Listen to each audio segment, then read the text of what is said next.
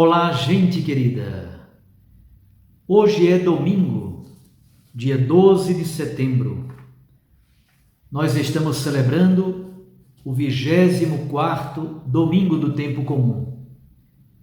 E a temática desse domingo é a oblação da vida, a entrega da vida como dom aos irmãos, às irmãs na comunidade, a entrega da vida no amor, a serviço do mundo, a serviço dos outros.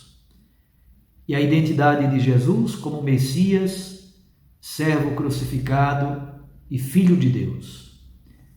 O texto do Santo Evangelho é de Mateus 8, de 27 a 35. Naquele tempo, Jesus partiu com os seus discípulos para os povoados de Cesareia de Filipe. No caminho, perguntou aos discípulos: quem dizem os homens que eu sou?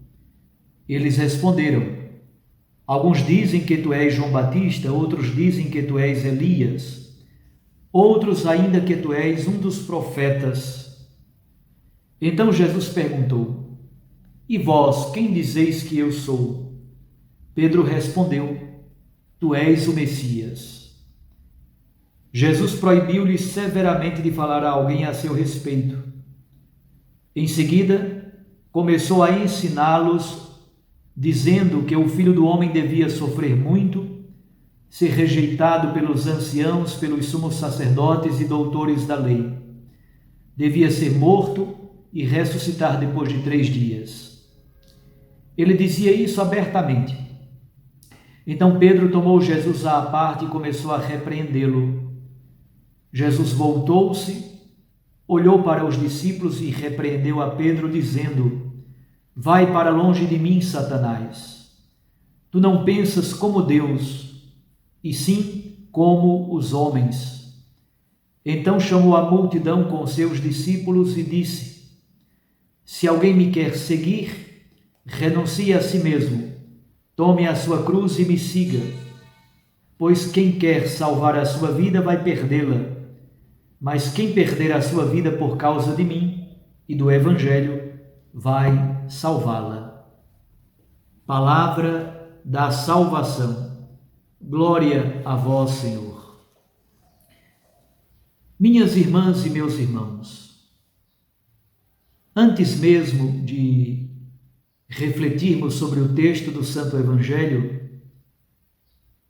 que é o primeiro anúncio da paixão, e esse episódio no caminho de Cesareia de Filipe, seria interessante também dizer uma palavra sobre a primeira leitura e a segunda leitura. A liturgia de hoje tem uma coerência interna muito grande. A primeira leitura é de Isaías 50, de 5 a 9. É uma parte do terceiro canto do servo sofredor. Apresenta exatamente a imagem de um profeta que, na verdade, tem características muito bonitas de sábio. Ele ensina ao povo os caminhos de Deus. Mas, por causa disso, ele vai sofrer muitas perseguições. Mas não somente. Ele vai ter coragem para enfrentá-las e também vai ter o auxílio, a proteção, a ajuda de Deus nos momentos de dor, de dificuldade, de crise e de sofrimento. E no final, Deus lhe concederá o triunfo definitivo sobre a morte, sobre a perseguição, sobre o martírio. Confiar em Deus. Aqui está a grandeza da fidelidade ao projeto do Senhor. E este que confia em Deus e é fiel ao projeto de Deus, receberá da parte do Senhor graças e bênçãos e a vitória sobre a perseguição e a morte. Este personagem que aparece nesse terceiro cântico do servo sofredor, já no judaísmo, já no Antigo Testamento, foi interpretado como sendo o Messias. O Messias profeta, sábio, ensinando ao povo os caminhos de Deus, suportando todo tipo de perseguição por causa da sua missão e ao mesmo tempo com coragem, com intrepidez, com a força e o auxílio de Deus, recebe de Deus coragem e o triunfo final e definitivo sobre a morte, sobre o martírio e sobre todo tipo de perseguição. Com outras palavras, Tiago, na segunda leitura, nos ajuda a compreender um elemento fundamental. Tiago capítulo 2, versículos 14 a 18, trata exatamente dos cristãos que vivem o seguimento cotidiano a Jesus Cristo. Porém, São Tiago é muito concreto. Ele diz: esse seguimento a Jesus não se faz com belas palavras, com teorias, mas com gestos concretos de amor, com serviço, com solidariedade, com acolhimento, com entrega. A fé sem as obras é morta. A fé sem a caridade não tem força nenhuma. Sem ter o que comer, muitos irmãos estão no seio de nossas comunidades. Muitos sem terem o que comer, sem terem o que vestir. Não adianta simplesmente com belas palavras dizer: vá na paz de Deus, Deus o abençoe. Não. A fé concretiza-se exatamente no amor ao próximo. Percebam que é uma outra maneira de compreender a missão do servo sofredor, do Messias que não é triunfalista, do Messias que ama, do Messias que cuida, do Messias que cura os doentes, preocupa-se com os famintos, com os pecadores, com os pobres, com os últimos dos últimos. A fé concretiza-se no amor sincero ao próximo. O texto do Evangelho vai na mesma perspectiva, Marcos 8, de 27 a 35. Aí nós encontramos os últimos versículos da primeira parte do Evangelho de Marcos. E também os primeiros versículos da segunda parte do Evangelho de Marcos. O Evangelho de Marcos pode ser dividido em duas partes. A primeira grande parte começa com o ministério público de Jesus na Galileia. É uma fase de multidões que o procuram, que acorrem, que querem vê-lo, querem escutá-lo, querem tocá-lo, querem receber alguma graça de Jesus. Jesus e as multidões. Jesus e a pregação do reino de Deus na região da Galileia e vizinhanças. Essa primeira parte tem o seu ponto alto nesta pergunta que Jesus faz. A grande pergunta é: quem é Jesus? A primeira parte tem a tarefa de responder essa pergunta. Quem é esse Jesus que anuncia o reino de Deus? E Marcos, catequeticamente, faz um itinerário, faz um caminho catequético com os seus discípulos, isto é, as pessoas que vivem em suas comunidades. Este processo catequético começa no início do Evangelho de Marcos e vai até esta cena de Cesareia de Filipe. A resposta de Pedro é: tu és o Messias. Só que esta resposta de Pedro ainda é incompleta. É por isso que temos a segunda parte do Evangelho de Marcos. A grande pergunta agora é descobrir que tipo de Messias é Jesus. E é um centurião romano, membro do exército do Império Romano, o exército inimigo, que dirá, contemplando a cruz de Cristo, ele dirá: verdadeiramente este homem é o Filho de Deus. Ele é o Filho de Deus, ele é o servo sofredor, ele é o Messias, mas não um Messias triunfalista.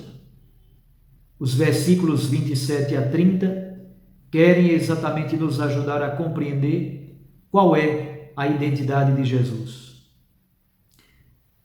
Os discípulos, depois de revelado o mistério da paixão, da morte e da ressurreição de Jesus, Jesus faz o primeiro anúncio da paixão. Então a ordem é esta: Jesus pergunta: quem sou eu para vocês? As multidões respondem, mas as multidões respondem de modo genérico. Uns dizem que tu és Elias, outros dizem que tu és Jeremias, outros dizem que tu és como um profeta do Antigo Testamento. É uma resposta genérica. As pessoas das multidões reconhecem que Jesus, de algum modo, está vinculado ao profetismo, é um homem de Deus. Jesus não fica satisfeito com a resposta. Pergunta então aos discípulos: quem sou eu? Pedro responde em nome da igreja: tu és o Messias. Já vimos que essa resposta é incompleta. É correta, porém é incompleta. Exatamente para ajudar os discípulos a não terem uma visão equivocada e não imaginarem que Jesus é um Messias triunfalista, um Messias politiqueiro, um Messias que vai entrar para fazer a guerra contra os romanos, exatamente para corrigir a possível imagem equivocada do Messias, é que Jesus faz o primeiro anúncio da paixão. No Evangelho de Marcos, capítulo 8, primeiro anúncio da paixão. Capítulo 9, segundo anúncio da paixão. Capítulo 10, terceiro anúncio da paixão. Os discípulos não compreendem nada. Quando Jesus fala de morrer na cruz, de doar a vida, os discípulos não compreendem nada, inclusive resistem fortemente a esta palavra de Jesus. Sobretudo Pedro. Pedro tenta dissuadir Jesus de subir a Jerusalém. Pedro tenta afastar Jesus da fidelidade à sua missão. Pedro tenta afastar Jesus da sua fidelidade ao Pai e ao seu povo. É por isso que Jesus é tão duro com Pedro. Vai para longe de mim, Satanás. Ou, talvez a melhor tradução seja, vai para detrás de mim, Satanás. A palavra Satanás significa acusador. De certo modo, neste momento, Pedro age como Satanás. Ele divide, ele quer afastar Jesus da sua missão, ele quer afastar Jesus do seu ministério. Por isso, Jesus o enfrenta e o confronta. A pergunta fundamental é: que tipo de Messias é Jesus? Ele não é simplesmente um profeta. Ele não é simplesmente um Messias triunfalista que vem como libertador de Israel. Ele é o Messias servo sofredor, o Messias que passa pela cruz. Os versículos 31 a 33 nos ajudam exatamente a compreender isso. Jesus é o Messias que passa pela cruz. Jesus é o Messias servo sofredor. E por isso mesmo o texto, nos versículos 34 e 35, o texto se conclui com as exigências para o discípulo de Jesus. Jesus mesmo nos convida a fazer o mesmo que ele fez: tomar a cruz, simbolizando doação e entrega total de si mesmo pelos outros. Numa palavra, meus irmãos, minhas irmãs, podemos dizer: o Evangelho de hoje nos ajuda a compreender quem é Jesus, qual é a sua compreensão de poder, qual é a sua lógica de poder. É por isso que Pedro, quando diz aquela bobagem, ele não pensa conforme a lógica de Deus. Ele está pensando simplesmente conforme a lógica do ser humano. E a lógica de Deus é tomar a cruz. A lógica de Deus é unir a fé com as obras de caridade. Juntemos então o texto do terceiro canto do servo sofredor, de Isaías 50, fé e obras, Tiago capítulo 2, versículos 14 a 18, e o Messias crucificado, Filho de Deus, conforme aparece no Evangelho de Marcos. O centurião romano, um pagão e inimigo do povo de Deus, é ele que, contemplando a cruz de Cristo, é capaz de reconhecer verdadeiramente: este homem era o Filho de Deus. Verdadeiramente este homem é o Filho de Deus. Simples, pobre e humilde, com a oblação da sua inteira existência pelo mundo e pelos outros. Assim foi Jesus. E assim Jesus quer que sejamos nós, os seus discípulos e discípulas, os seus seguidores. Devemos viver e entregar a própria vida como faz o Mestre. Se o Mestre dá o exemplo, nós devemos segui-lo e fazer a mesma coisa. Um abraço a você, um excelente domingo.